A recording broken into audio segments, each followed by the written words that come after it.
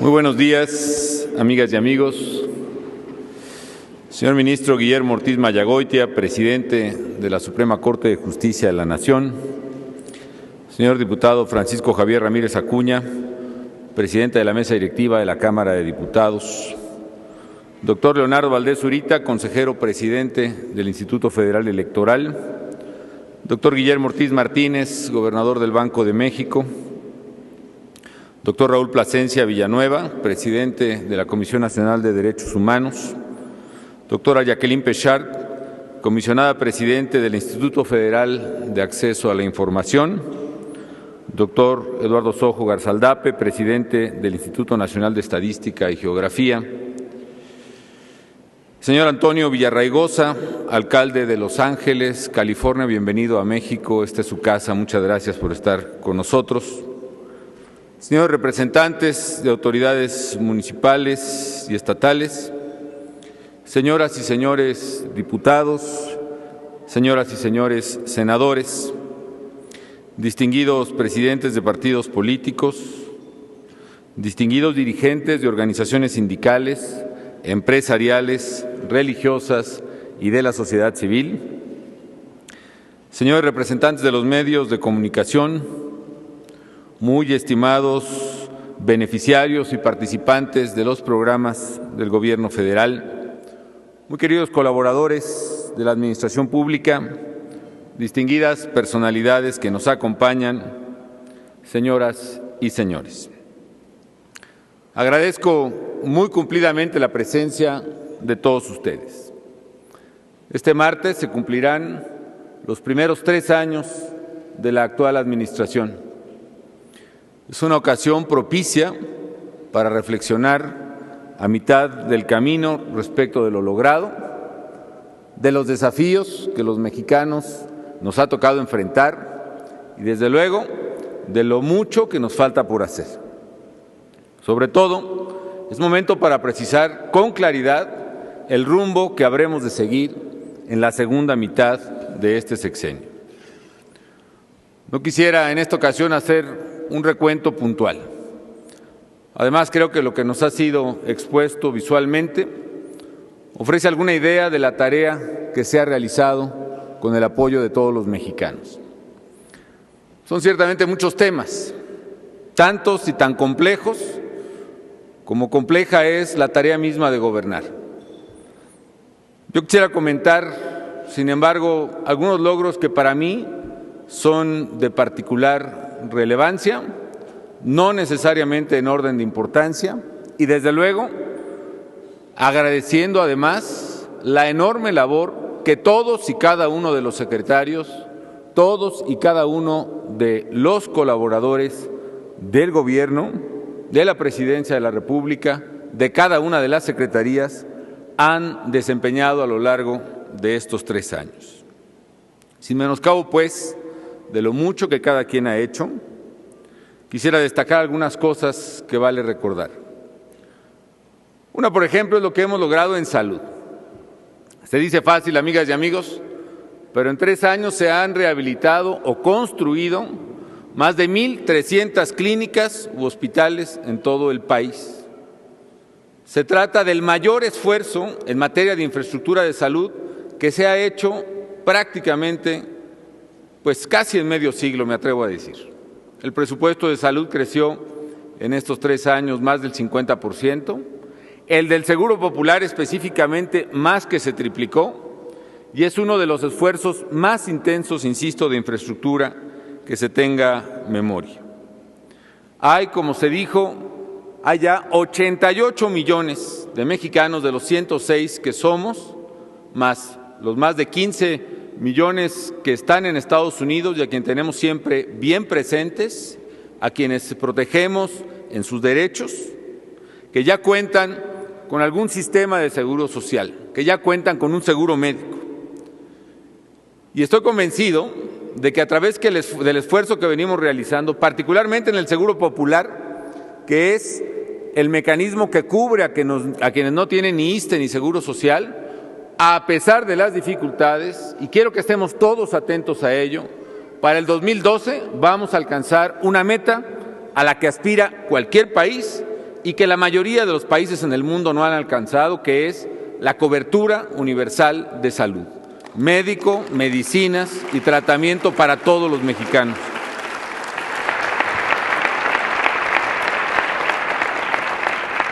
Un segundo punto muy importante para este gobierno, que ha sido muy relevante, además muy notorio en estos 3 primeros años, ha sido evidentemente el tema de la seguridad pública. La seguridad pública en general y la lucha contra el crimen organizado en particular, que no es exactamente lo mismo, pero es lo que compete constitucionalmente al gobierno federal de manera más específica. Y aquí, pues en particular, ha habido una batalla muy significativa.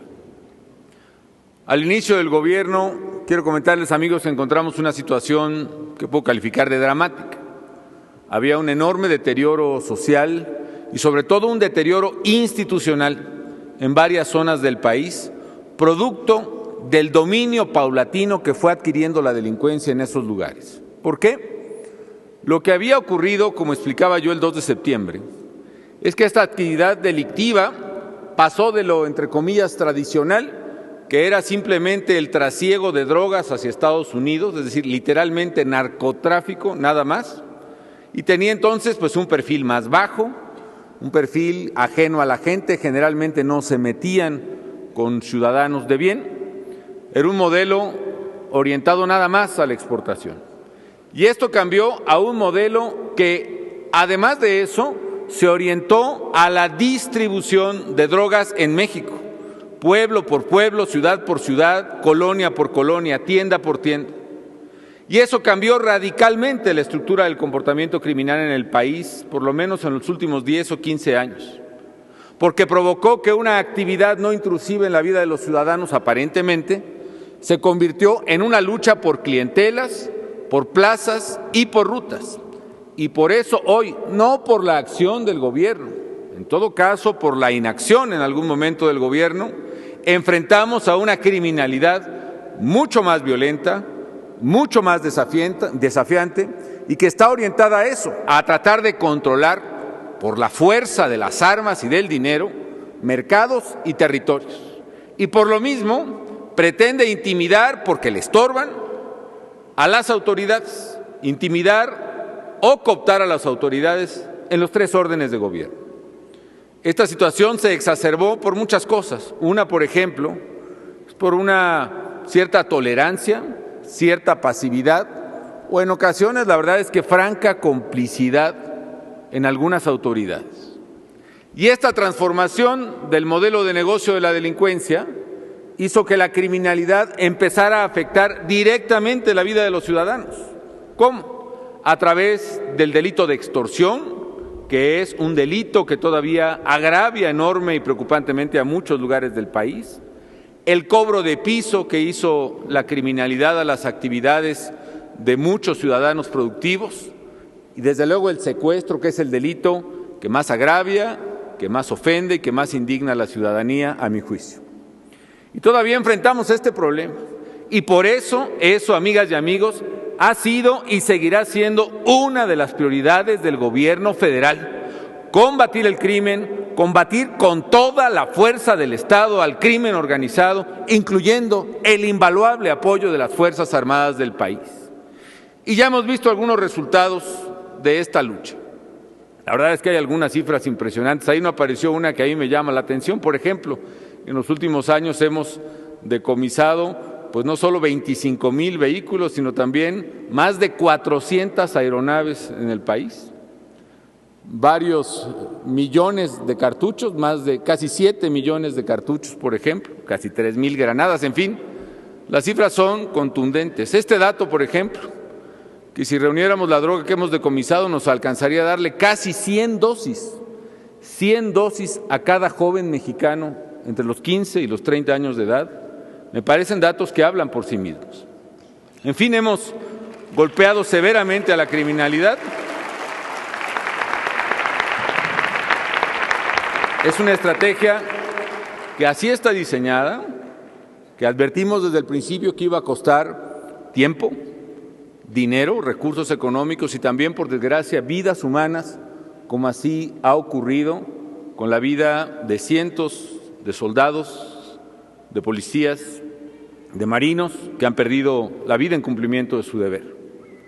Pero la estrategia está y va avanzando precisamente, y es una estrategia de fortalecimiento del Estado y al mismo tiempo, en cierto sentido, de liberación de la sociedad de las garras de los criminales. Pero más allá del avance de la estrategia ofensiva o de operativos en sí misma, lo que más nos interesa, amigas y amigos, es lograr una transformación operativa y una transformación institucional de los órganos del Estado en el combate a la delincuencia y en la procuración de justicia. Por eso en estos años hemos logrado, del lado institucional, la aprobación de la reforma constitucional en materia de justicia penal, algo que agradezco al Congreso Nacional y a las legislaturas locales. También un nuevo conjunto de leyes que mejorarán el sistema de seguridad pública, la ley de extinción de dominio, la ley que regula el sistema de seguridad pública o seguridad nacional. Hay otras transformaciones legales en curso también, otras que están aún pendientes, como la propuesta de cadena perpetua para los secuestradores en el país, que no ha sido dictaminada en el Congreso. En fin, en el ámbito institucional y legal hemos emprendido un cambio de fondo. Pero también lo hemos emprendido, amigas y amigos, en lo operativo. En esencia, necesitamos, y ese es el objetivo de mi gobierno, dejarle al país, por lo pronto y por lo menos a nivel federal, una policía, en el caso nuestro, una policía federal que sea técnica y operativamente superior a los grupos criminales y que esté integrada por gente confiable, cuidadosamente reclutada, siempre vigilada, bien capacitada, bien pagada, bien armada, bien dotada de tecnología. Y una muestra para mí muy satisfactoria fue inaugurar esta misma semana, por citar un ejemplo, el Centro de Inteligencia de la Policía Federal. Con ello avanzamos a consolidar un modelo de seguridad pública a nivel nacional que se basa precisamente en la investigación, en la inteligencia. Dicen que las guerras se ganan con tecnología y efectivamente, amigas y amigos, estamos adquiriendo la mejor tecnología en el mundo para investigar, perseguir y castigar al crimen, no solo al crimen organizado, sino el crimen que más agravia a los ciudadanos en su vida cotidiana, a través de los instrumentos que tiene la autoridad, como es la Procuración de Justicia, la Procuraduría, la Seguridad Pública y en su soporte en tareas de seguridad interior, las Fuerzas Armadas. Yo quiero, a propósito de esta lucha que ha sido dura, difícil, de enormes retos, de desafíos, de riesgos, yo quiero agradecer de la manera más sincera y de la manera más franca a mis colaboradores, a los secretarios, al procurador, a los miembros del Gabinete de Seguridad del Gobierno Federal, porque me han acompañado muchos meses, incluso todos los días de reuniones y de análisis y de decisiones en esta importante tarea en beneficio del país. Y en especial yo quiero reconocer a miles y miles de mujeres y hombres anónimos que día con día realizan labores de vigilancia y de seguridad para nosotros, para todos los mexicanos. Quiero reconocer a quienes integran las Fuerzas Armadas del país, a quienes integran la Policía Federal por su desempeño valiente y patriótico.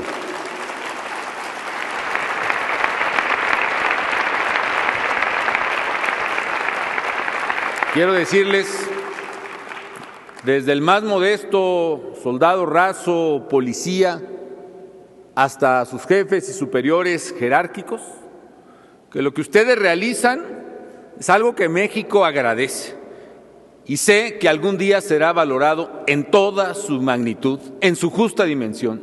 De eso estoy plenamente seguro. Un logro más, amigas y amigos, de estos 3 años de gobierno que no puedo dejar mencionar es el Programa Nacional de Infraestructura. Es el más grande de la historia.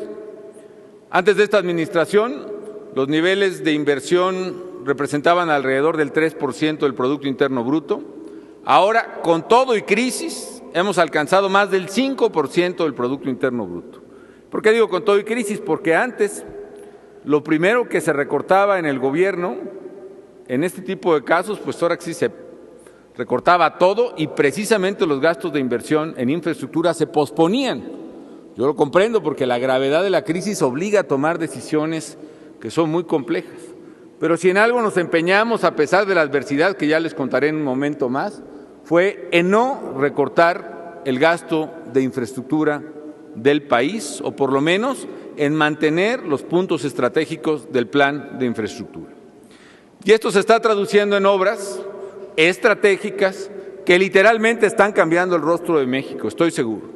Van a elevar la competitividad de nuestra economía. Y no solo hablamos de una pista simultánea en el aeropuerto de Cancún o la carretera Mazatlán-Durango, donde estará el puente más alto de Latinoamérica y que tiene un costo muy significativo. Hablo también de la infraestructura, la que está allá en las comunidades indígenas del país. Hablo en el tanque de agua y hablo del ducto y hablo también de la electrificación de las comunidades más apartadas. Hablo de los caminos rurales que en tiempo de aguas eran intransitables y que hoy estamos abriendo y modernizando. Otro elemento, un cuarto elemento aparte de salud, de seguridad, de infraestructura, y que yo quiero comentar, por muy paradójico que resulte, es precisamente no solo el impacto de la crisis económica en México, sino quiero hablar de lo que los mexicanos hicimos para contrarrestar los efectos negativos de esa crisis en la población. Como sabemos, la crisis económica empezó en los mercados financieros y particularmente en Estados Unidos, donde fue el epicentro, el ojo del huracán, podemos decir. Y esta crisis ha sido la más grave, no quiero decir la más grave de la historia contemporánea, pero sí les apuesto que es la más grave de la que cualquiera de nosotros haya tenido conocimiento. Es la más grave de las generaciones presentes. Y lo peor de todo es que esa crisis no fue la más grave en todo el mundo, sino que además impactó especialmente a México. ¿Por qué razón? Por varias razones. Bueno, la primera y más importante es que ninguna otra economía del mundo tiene el grado de dependencia, esa es la palabra, dependencia que nosotros tenemos de la economía de Estados Unidos. Le exportamos a Estados Unidos más del 80% de nuestras exportaciones. Recibimos la mayor cantidad en términos absolutos de remesas que provienen de los Estados Unidos. Los migrantes también sufrieron esa recesión y enviaron menos remesas. Y no solo eso, no solo la cercanía con Estados Unidos, sino el tipo de crisis a la que asistimos. Por ejemplo, los países que tienen economías con mayor ponderación de su producción agrícola, digamos donde la producción agrícola cuenta más en su Producto Interno Bruto, son economías que sufrieron menos.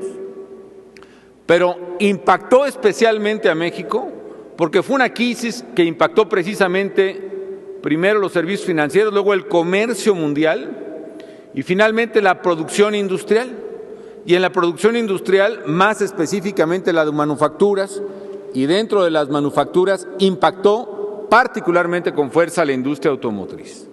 Y en esas tres cosas, en lo que pesa la actividad industrial en nuestra economía, lo que pesan las manufacturas en la industria de México y lo que pesa la industria automotriz en las manufacturas en México, tienen una importancia mucho mayor a la que tienen en otras economías. Y como he dicho, amigas y amigos, pues no estaba en manos de México el poder evitar una crisis internacional, que no solo no se evitó a nivel mundial, nadie podía hacerlo quizá, sino ni siquiera honestamente nadie previó en esa magnitud, esa es la verdad. Pero lo que sí podíamos hacer era tomar todas las medidas necesarias para mitigar sus efectos, sobre todo en las cosas que más nos interesaron. ¿Y cuáles fueron?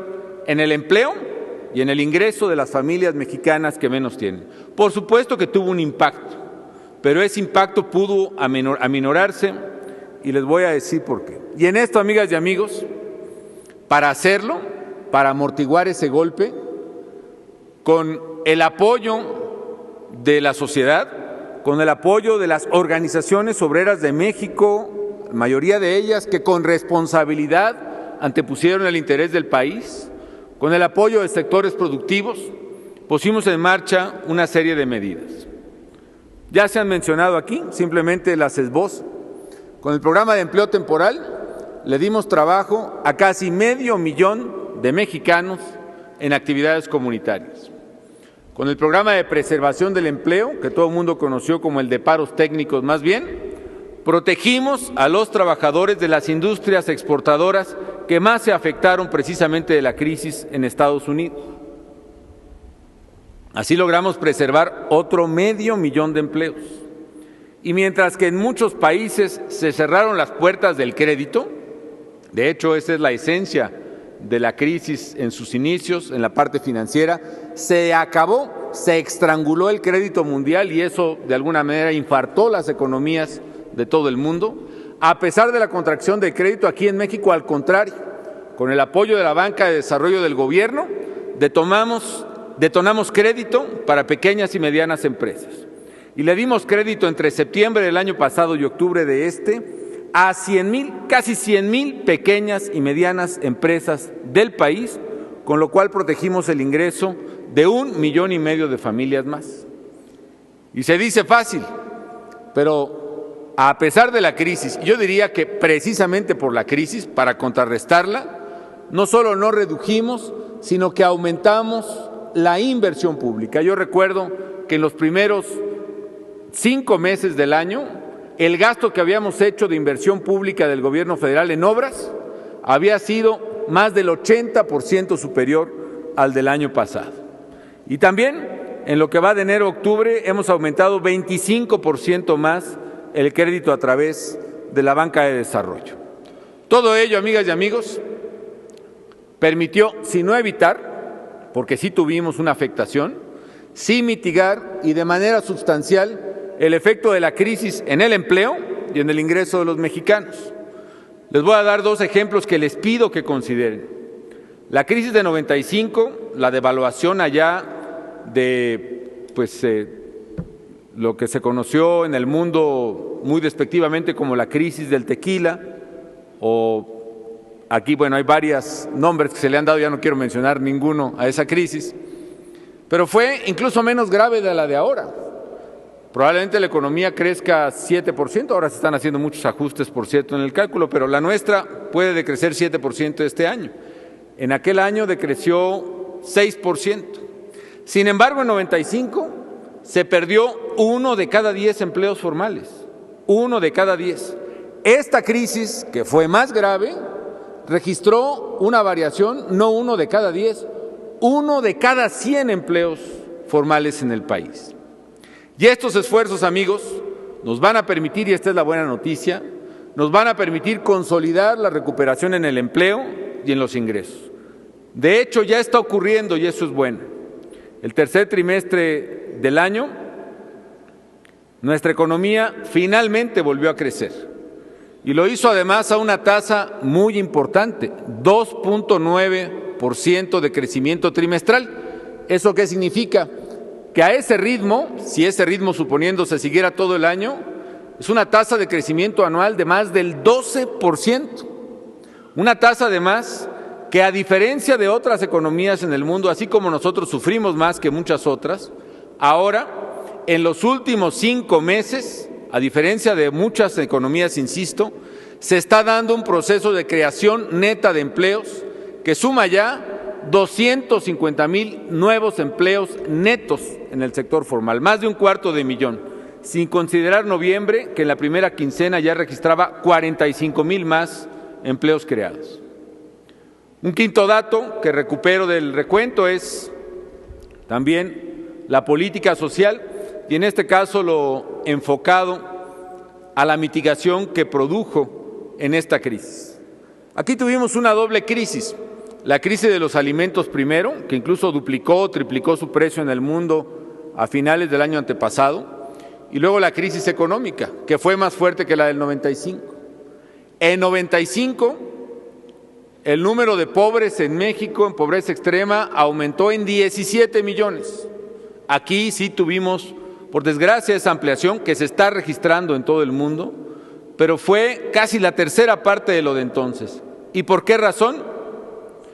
Porque a pesar de que en todo el mundo se están ampliando los niveles de pobreza, Lo que hicimos en México a través de los programas sociales fue también contener una parte de ese impacto en los más pobres. En el programa Oportunidades, del que ya se habló, no solo lo mantuvimos, sino que aumentamos 40% lo que recibe cada familia como apoyo alimentario, cada una de las 5 millones de familias beneficiarias. Lo que hicimos también, por ejemplo, en el programa de estancias infantiles, que es un programa diseñado para las mujeres en México, un programa que busca darle trabajo, y la saludo además a algunas amigas de estancias infantiles, lo que busca es darle trabajo a muchas mujeres que a los 40, 45, 50 años de edad ya nadie quiere darles trabajo. Y en su casa, sus hijos probablemente ya no están ahí, le ayudamos a adaptar una estancia, la entrenamos y ella invita a vecinas jóvenes, muchas madres solteras, para que le dejen a sus niños. Nosotros le damos un apoyo a las mamás a través de una tarjeta de débito y con ese apoyo que se va directamente a la guardería, a la estancia, le estamos dando trabajo a más de 45,000 mujeres de manera directa. Y de manera indirecta hay 230,000 mamás que sin esas estancias no podrían entrar al mercado laboral. Hay otros ámbitos, amigas y amigos, que por mi propia preferencia no quisiera yo omitir, pero por ejemplo es lo que estamos haciendo en materia de medio ambiente. Estoy convencido que una de las mayores amenazas para la humanidad no solo es la pobreza creciente, sino también el deterioro ambiental. Y la meta es que al terminar el sexenio revirtamos el deterioro de nuestra capa forestal en el país de manera tal que recuperemos cada año más hectáreas forestales de las hectáreas que tradicionalmente se pierden. En la parte internacional, por último, la verdad es que hemos fortalecido la presencia internacional de México. Hoy, por ejemplo, nada más para hablar los cargos donde México tiene la principal responsabilidad. Hoy México encabeza el Grupo de Río, que reúne a todos los países de América Latina ahora, porque se acaba de incorporar Cuba ahí. Nosotros encabezamos el grupo de los 5, donde está China, Brasil, India, Sudáfrica y el propio México.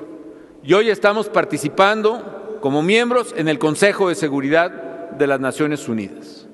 Estamos abogando por nuestros migrantes,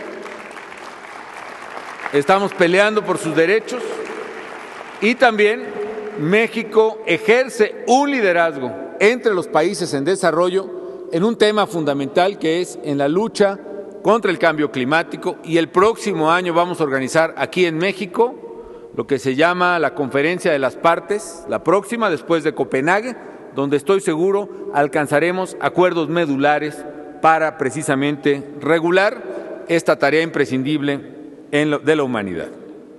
En fin, amigas y amigos, yo quiero dejar aquí la parte de este recuento y yo quisiera, señoras y señores, concentrarme en lo que viene, en dónde estamos y hacia dónde queremos ir.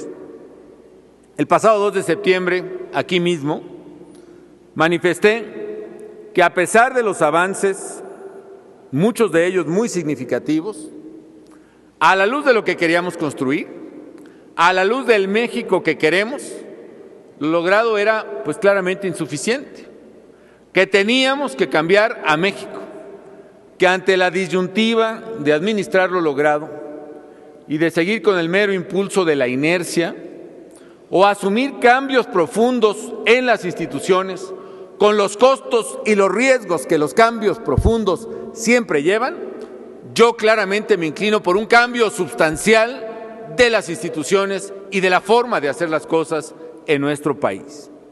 Lo señalé entonces y lo reitero ahora. Es la hora de cambiar y es la hora de cambiar a fondo.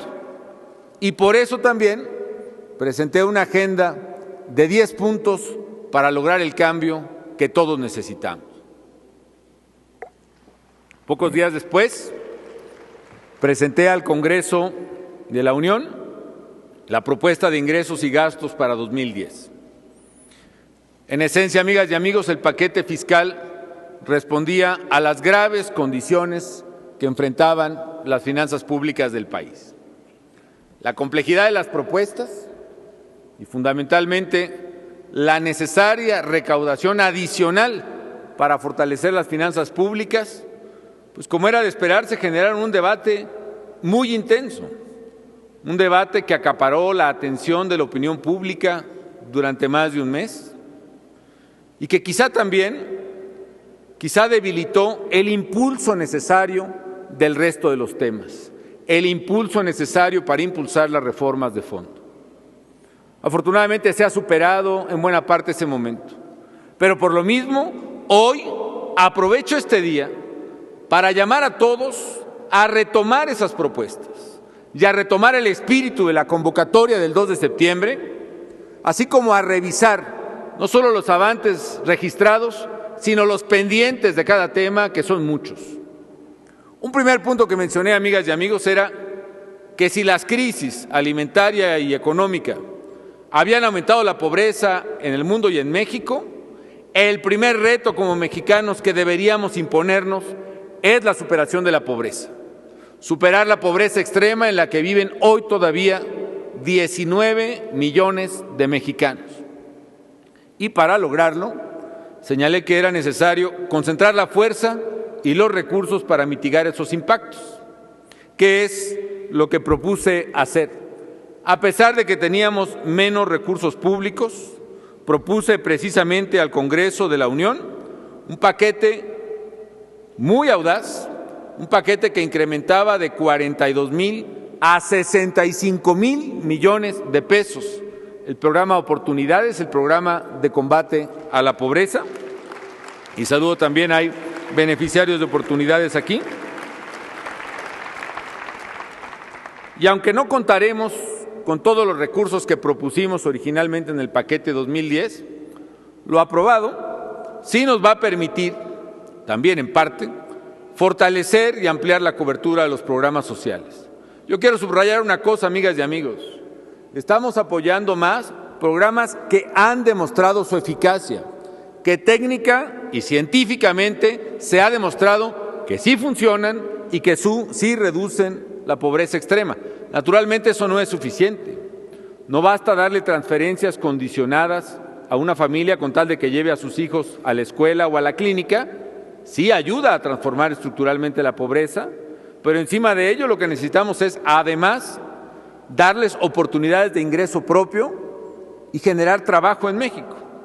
Y eso necesita otros escalones en la estructura social y económica.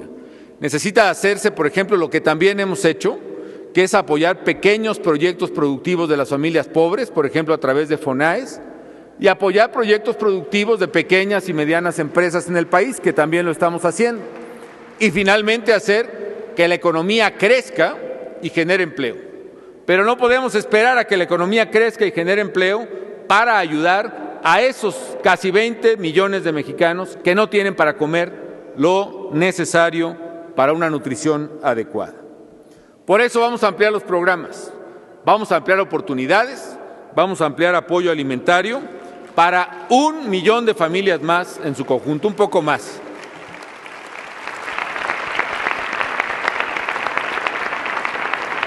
Quiere decir que de 5 millones y pico de familias beneficiarias, con ese apoyo del Congreso vamos a darle oportunidades o apoyo alimentario a 6,5 millones de familias. ¿Eso qué va a significar, amigas y amigos? Que van a tener más apoyo los que ya lo tienen y quienes no lo tienen van a tener ese apoyo. ¿Dónde no hemos apoyado y queremos apoyar? Oportunidades se ha concentrado mucho en el área rural. Empezó hace algunos años en la anterior administración en algunas zonas urbanas. Pero hoy vamos a ir con mucho más fuerza donde sabemos que se está acumulando la pobreza y que está aprisionando en alternativas a la gente, que es en las zonas marginadas de las grandes ciudades.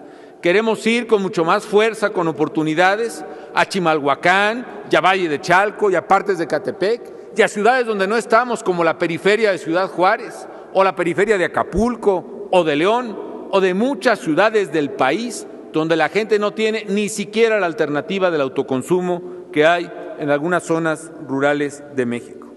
Y no solo vamos por más mexicanos a ayudarles, sino también vamos con más a ayudarles. El promedio de lo que paga Oportunidades, por ejemplo, era más o menos 650 pesos al mes. Hoy, con el programa rediseñado, con un apoyo que vamos a dar por cada niñito menor de 10 años, porque esos niños no van a la escuela y en consecuencia no tienen beca, vamos a llegar a un apoyo de 900 pesos al mes promedio para las familias de oportunidades, con lo cual van a salir de la franja de ingreso de pobreza extrema. Segundo punto que dije el 2 de septiembre, donde también estamos avanzando, llegar a la cobertura universal de salud en el 2012. ¿Y qué hemos hecho en estos 3 meses? 2 cosas fundamentales. Primero, propusimos una reforma al Congreso de la Ley General de Salud que modifica la manera de financiar el Seguro Popular. Ahora el Seguro Popular va a financiar en términos per cápita, es decir, va a darle un apoyo a cada estado por cada persona que se afilie al Seguro Popular. Y la segunda medida fue que propusimos al Congreso y la Cámara de Diputados, agradezco, aprobó un aumento del 21%, todavía más en el Seguro Popular. Con lo cual, con la reforma a la ley que ya aprobó la Cámara de Diputados y con el presupuesto que ya aprobó la Cámara de Diputados también, vamos en la meta correcta y pese a todo, alcanzaremos la meta, cobertura universal de salud en México en el 2012. El tercer punto que propuse es lograr una educación de calidad. Yo creo que ese es uno de los retos más desafiantes que tenemos los mexicanos. Aquí contamos con una herramienta útil y poderosa, que es la Alianza por la Calidad de la Educación. ¿Y qué es? Es básicamente un compromiso de maestros y de autoridades que está comenzando a dar resultados. Por ejemplo, 2 de las 5 vertientes de acuerdo es: una, el que se liciten y no se regalen o se hereden o se vendan las plazas de maestros. Y 2, es apoyar la infraestructura de las escuelas que no tienen baños, que no tienen barda perimetral, que no tienen techos. Y en esto, amigos, también tenemos avances. Ya para este curso escolar ya hemos concursado más de 25,000 nuevas plazas de maestros en el país, por primera vez en la historia moderna de México. Y también, ahora en noviembre, ya hemos, independientemente de que no es estrictamente una obligación del gobierno federal, ya hemos apoyado la rehabilitación de infraestructura de más de 20,000 escuelas de educación básica en las zonas más pobres del país. En esta materia, en calidad educativa, amigas y amigos, hay que reconocerlo, la verdad es que nos falta mucho camino por recorrer. Yo creo que hay que redoblar el paso porque sin calidad educativa México no va a salir adelante.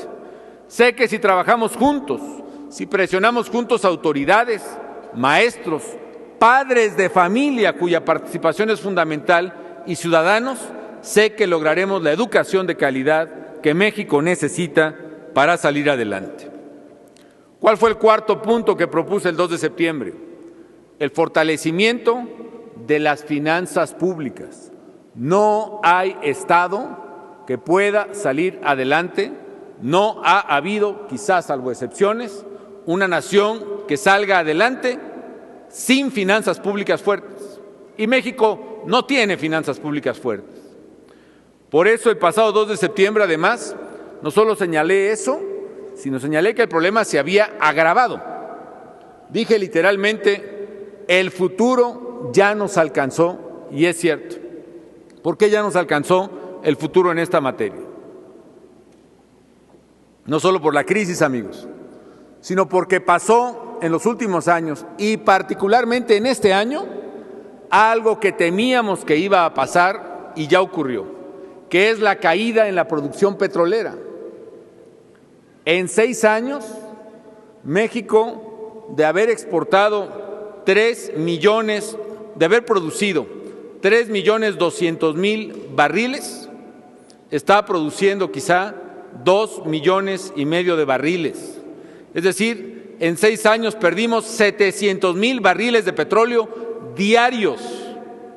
Y de esos 700,000, tan solo del 1 de diciembre del año pasado a aquí, perdimos 215,000 barriles diarios.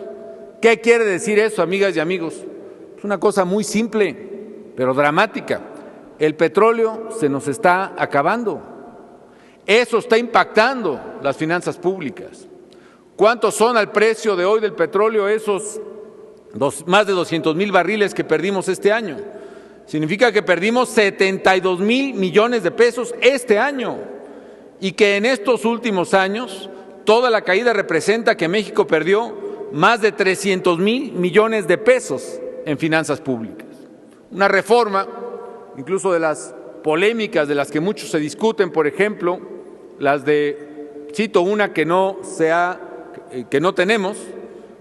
realizado, una reforma de IVA sin excepciones, implicaría recaudar más o menos 1 punto del PIB, pero lo que se nos han caído los ingresos de petróleo en 6 años son más de 3 puntos del PIB.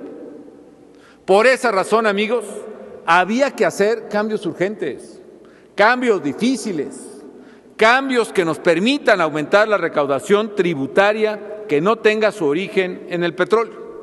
Y esa es la razón que yo quiero explicarles de por qué propuse al Congreso de la Unión, por una parte, una reducción sustancial en el costo administrativo del gobierno federal. Ya este año que termina, ya le cortamos al gasto administrativo de mi gobierno 85,000 millones de pesos. Y el próximo año, como quedó en el presupuesto, le vamos a recortar en lo administrativo 110,000 millones más.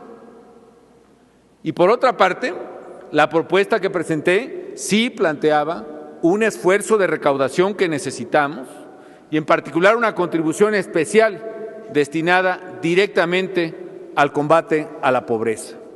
También planteaba un esfuerzo para reducir algunos regímenes especiales que deterioran el esfuerzo recaudatorio. Esta propuesta, amigas y amigos, como todos sabemos, pues fue amplia, yo diría amplísimamente discutida en la opinión pública. Y desde luego fue modificada en muchos de sus aspectos fundamentales por el Poder Legislativo. La gravedad de las circunstancias nos obligó a proponer esas medidas. Sé que no son ni pueden ser del gusto de nadie, ni del gobierno y mucho menos de los contribuyentes. Pero el gobierno tenía el deber de preservar la estabilidad macroeconómica de México, porque es uno de nuestros activos más valiosos.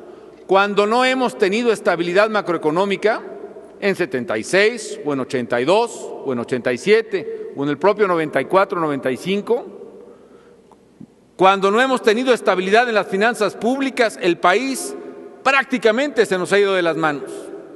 Hemos tenido que recorrer a sumas multimillonarias de apoyo extranjero. Hemos tenido que entrar en estados de crisis y de shock. Miles y miles de empresas se han cerrado y millones de empleos se han perdido en esos eventos. La necesidad de preservar la estabilidad de las finanzas públicas es un deber de gobierno, no solo legal, ético también. Y gracias a ello, gracias a que hicimos un esfuerzo extraordinario para preservarlo, el país no se nos fue de las manos, a pesar de que la crisis fue más severa y a pesar de que se combinó, como he dicho, con una caída en la producción petrolera. Para preservar la estabilidad, había que evitar la caída en los ingresos públicos y eso fue exactamente lo que propusimos.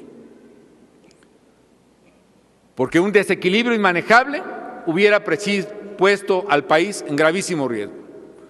Sin embargo, amigas y amigos, yo quiero también comentar que al igual como nos ha ocurrido, pues cada vez que se intenta analizar no solo sino otros temas medulares para el país, yo creo que hay un cúmulo de mexicanos con muy buenas intenciones y deseos de impulsarlos, pero también de repente mi impresión es que lo que impera es, al final del día, el cálculo político, el dogma partidario, la imagen que va a salir de lo que yo diga o haga en el periódico, las posiciones irreductibles, la defensa de intereses parciales, lo cual se vale, pero sin ponderar que por encima debe estar el interés superior de la nación.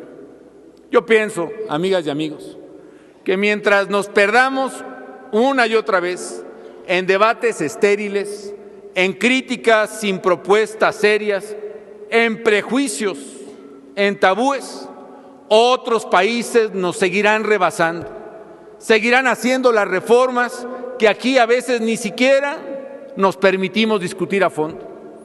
Y si bien también debo reconocer, gracias a la responsabilidad de muchos legisladores, se aprobó un paquete que representa una salida a los problemas más apremiantes de finanzas públicas para el próximo año. La verdad es que está lejos todavía una solución de largo plazo a los problemas estructurales que enfrenta el Estado mexicano. Yo por eso hoy quiero plantearles nuevamente que discutamos entre todos cuál debe ser la reforma fiscal de fondo que necesita el país. Que sí, tengámoslo claro, que permita mayor recaudación, equiparable por lo menos siquiera a la de otros países de América Latina, pero a la vez que genere competitividad y eficiencia del aparato productivo. Que sea además una reforma progresiva, es decir, que grave a quien más tiene y puede, y que permita que mexicanos puedan también salir adelante en sus actividades. Hagámoslo no solo para que el país haga frente a sus responsabilidades, hagámoslo pues para elevar la competitividad de la economía y poder financiar seriamente el desarrollo sin tener que depender, como pudimos hacerlo hasta hace poco, de los ingresos petroleros fundamentalmente. Pienso que además debemos ir más allá de lo fiscal, que fue lo que yo planteé el 2 de septiembre, que hiciéramos una reforma a la estructura económica completa del país, con la premisa de pensar cómo producir más, cómo crecer más, cómo generar más empleos. Una propuesta que modernice a México, que la haga una economía plenamente desarrollada en el transcurso del tiempo.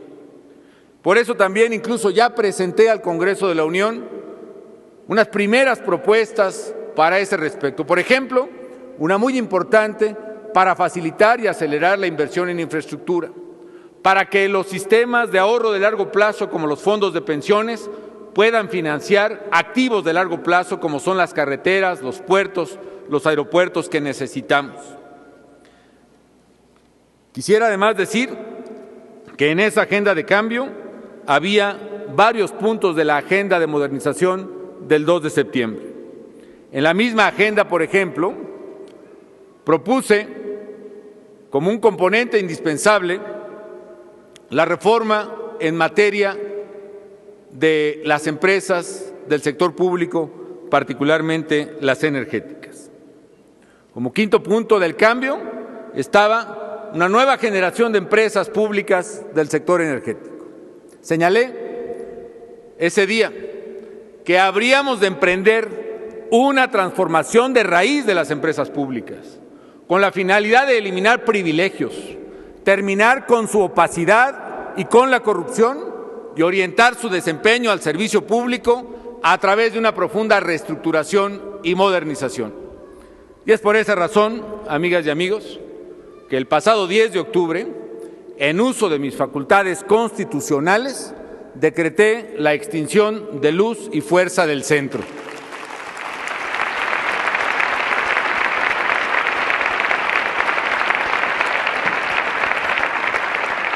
Debo decirles que fue una decisión muy difícil, muy compleja, con muchas aristas, pero a la vez una decisión indispensable. Y era tan difícil que incluso por su propia dificultad había sido postergada por muchas administraciones pasadas. Pero decidimos realizarla por varias razones. Primero, porque en estos momentos, con la crisis de finanzas que tenemos, el país ya no podía aguantar, ya no podía seguir distrayendo recursos para compensar las pérdidas de una empresa pública, pérdidas que incluso eran mayores a todo lo que estábamos destinando al combate a la pobreza en el país, sino también porque las ineficiencias estaban estrangulando la competitividad de la economía en la zona económica más importante de México, que es el centro. Por darles un dato, si tomamos en cuenta las empresas que habían pedido electricidad y que no se les había otorgado por ineficiencia, se calcula que cuando menos se dejaron de generar conservadoramente 100,000 empleos en esta zona del país, de desarrollos de vivienda que nunca se podían entregar, de centros comerciales que no se construyeron, de fábricas que no se establecieron en el centro, en los estados del centro de la República. Estamos seguros, amigas y amigos, que esta decisión difícil tendrá un impacto positivo en la economía nacional y en el bienestar de millones de mexicanos. En esa misma agenda de cambio para el sector energético, les comento lo que está pasando en Pemex. El mes pasado se licitó finalmente, después de una década de cambios en el sector petroquímico, se licitó el proyecto Etileno 21, que implicará una inversión de más de 2.500 millones de dólares para fortalecer este sector. Yo reitero lo que dije a los industriales petroquímicos del país. Propónganme cuáles cambios tenemos que hacer para hacer una productividad como merece México en el sector petroquímico e impulsemos todos esos cambios en el Congreso de la Unión. Estoy dispuesto a hacerlo y lo vamos a hacer. También en Pemex, amigas y amigos, en la misma agenda, Pemex ha realizado ya reformas internas, reformas a su reglamento interior, reformas a la ley reglamentaria del 27, normas complementarias ¿para qué? Para que muy pronto, y espero que este mismo mes de diciembre es el compromiso de Pemex, haya nuevos contratos mucho más flexibles que posibiliten a la empresa contar con inversión especializada en exploración, producción, garantizando al mismo tiempo la soberanía nacional. Ello nos va a permitir incrementar de manera sustancial la productividad de hidrocarburos. A pesar de los avances, amigas y amigos, debido al deterioro que ya les comenté en la producción de petróleo y gas, aquí es necesario ir mucho más a fondo y mucho más rápido. Por una parte, tenemos que modernizar Pemex y para ello convocaré a los trabajadores, a la administración y a los mexicanos, que somos los verdaderos dueños del petróleo y del gas. Pero también habré de proponer al legislativo una reforma de segunda generación para fortalecer la industria petrolera antes de que inicie el próximo periodo de sesiones. Un sexto punto, amigas y amigos, de la agenda de cambio del 2 de septiembre. La necesidad de emprender una reforma en telecomunicaciones. ¿Por qué? Queremos garantizar una mayor cobertura de los servicios. Queremos que en el futuro México, todos los mexicanos podamos tener acceso al teléfono, al Internet y a los servicios de telecomunicaciones que son el signo de modernidad en todo el mundo. Queremos la convergencia de las tecnologías, que todo se pueda hacer simultánea y de manera múltiple cada uno de estos servicios. Y buscamos también que haya una competencia libre y una competencia plena en el sector de comunicaciones. La política del gobierno lo que busca es que haya una multiplicidad de actores sin barreras indebidas de entrada a la competencia en el sector.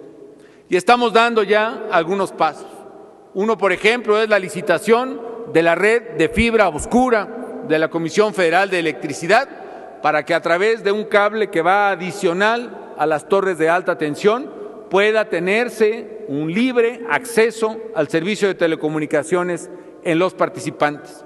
Y dos, también algo que hemos realizado de septiembre a la fecha, hemos publicado la licitación para el aprovechamiento de 2 nuevas bandas, de 2 nuevas frecuencias del espectro radioeléctrico que se han publicado recientemente. Con la entrada de nuevos competidores al mercado de telecomunicaciones, se propiciarán servicios de mayor calidad y a precios accesibles en beneficio de las empresas y de los hogares. Un séptimo punto es una reforma regulatoria de fondo. En los últimos meses, este año, eliminamos el 30% de las reglas y normas del gobierno federal. Y sabemos que todavía falta mucho más. Y la instrucción que le he dado al Gabinete Económico es que a mediados del próximo año tiene que haber una regulación base cero, es decir, un proceso que nos permita eliminar todo lo que no sirve y que se ha venido acumulando a lo largo del tiempo. Estimamos que vamos a eliminar 8,000 normas expedidas en diversas épocas de la administración pública que para efectos prácticos pues ya simplemente estorban la vida de los ciudadanos. El compromiso es firme y la invitación abierta a todos los sectores productivos. Impulsemos este año el mayor proceso de desregulación de la administración pública. Un octavo punto es una reforma laboral, una reforma que facilite el acceso al trabajo. ¿A quiénes? A quienes las leyes ahora le impiden conseguirlo. A muchos jóvenes que tienen que estudiar, a muchas mujeres que solo pueden trabajar una parte del tiempo, una parte del año, que no tienen oportunidad y que por la rigidez de nuestro marco normativo no tienen acceso a ese mercado. Y aquí creo que debemos ser capaces de armonizar un avance en la productividad y en la eficiencia del mercado laboral con un respeto pleno a los derechos individuales y colectivos de los trabajadores. El Gobierno federal, especialmente por conducto de la Secretaría del Trabajo, ya está dialogando en los temas conducentes con sectores productivos y en particular con los obreros y las organizaciones laborales en el país. Un noveno punto, amigas y amigos, clarísimo, es reforzar la lucha contra el crimen y por la seguridad de los mexicanos. Y para ello estamos trabajando en varios frentes. Estamos concentrando el esfuerzo del Gobierno federal, además de la lucha tradicional contra el crimen organizado, ahora en auxiliar a las policías locales, en combatir específicamente los delitos que más agravian, que son secuestro y extorsión, independientemente de que el robo sigue siendo el 85% de los delitos en nuestro país, que independientemente de la materia de carácter local, el apoyo del Gobierno federal se centrará precisamente en auxilio de policías locales. Dos, esta misma semana, el Consejo Nacional de Seguridad Pública decidió crear una comisión para analizar cuál es la manera de organizar mejor a las policías, cómo rompemos la fragilidad del eslabón más vulnerable de la cadena policíaca, que es la policía municipal, frecuentemente sometida por la vía de la cooptación o la intimidación de los criminales, y cómo podemos garantizarle a los ciudadanos policías confiables y honestos en los tres órdenes de gobierno y que todavía no tenemos. Y finalmente, amigas y amigos, el 10º punto. Propuse, y reitero la propuesta, de emprender una reforma política de fondo para fortalecer a la ciudadanía y generar condiciones que nos permitan superar la parálisis institucional que le ha impedido al país alcanzar acuerdos en temas fundamentales. Como he dicho y como pienso, hay que pasar del sufragio efectivo de la Revolución de 1910 a la democracia efectiva del cambio en el 2010. Y para ello, antes de que termine este periodo de sesiones, presentaré una iniciativa de reforma política al Congreso que busque crear una nueva relación en la corresponsabilidad entre los tres poderes de la Unión, entre los distintos órdenes de gobierno y entre las autoridades y la sociedad. Esta iniciativa contemplará cambios profundos, como la elección consecutiva o la reelección de legisladores y de alcaldes en todo el país, para acercar la política a los ciudadanos y para obligarlos a una rendición de cuentas. También propondrá la revisión de la estructura y funcionamiento del Congreso e incluso una reducción en algunos de sus componentes, dotar de facultades legislativas de iniciativa en temas judiciales a la Suprema Corte de Justicia de la Nación, establecer el principio de iniciativa preferente que permita la discusión prioritaria y ordenada de los temas más importantes de la agenda nacional. Y a fin de abrir a los ciudadanos nuevas vías de participación política, la propuesta incluirá temas como la iniciativa ciudadana, el referéndum y la posibilidad de participación en los procesos electorales sin las rigideces que tiene actualmente nuestro sistema. Propondré revisar y reformar la figura del veto para regular su ordenación y modificaciones que ya se discuten ahora a la ley de amparo. Buscaremos también que en los procesos electorales no quede ya ninguna sombra de duda respecto de la equidad en la que deben desarrollarse, en el uso de recursos, en el acceso a los medios y en la capacidad de divulgación de las propuestas de partidos y de candidatos.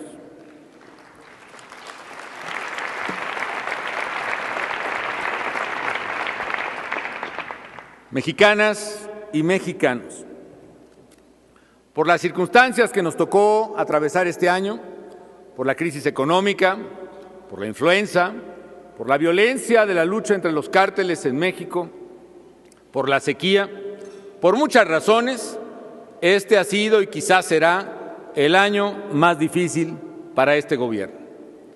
Pero por lo mismo, todos debemos sentirnos orgullosos de que incluso contra los peores augurios de muchos, no solo hemos enfrentado la adversidad, sino que estamos superando la adversidad. Y sé también, se los aseguro, que el próximo año vendrán tiempos mejores para el país. Por lo que a mí respecta,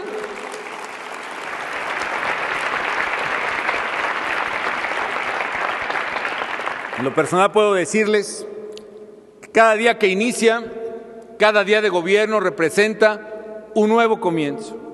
Significa la oportunidad de emprender nuevas tareas y tareas que son desafiantes.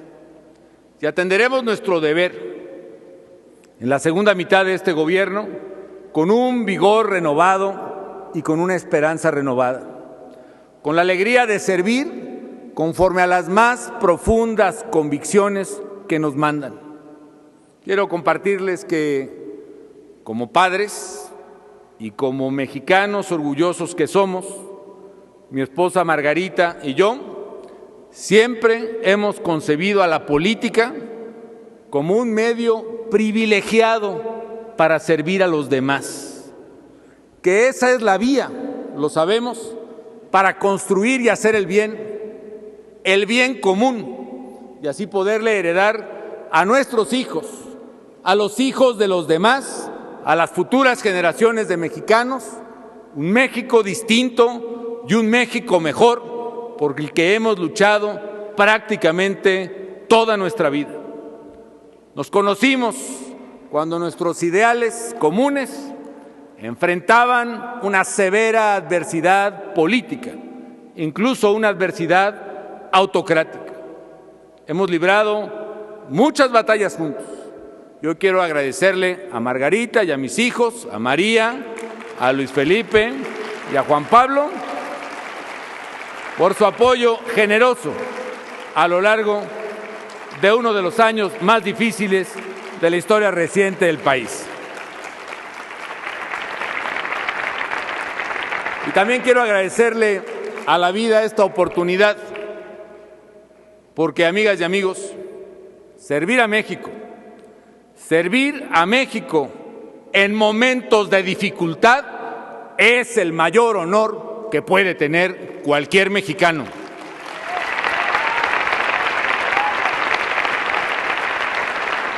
Y a todos los presentes, así como a todos los mexicanos, les digo con convicción que México va a salir adelante, porque lo mejor de México es su gente, porque sé que en cada mexicana y en cada mexicano existe la profunda convicción de que este es un país que está destinado a crecer, a ser grande, a sobresalir, a destacar, a hacer historia.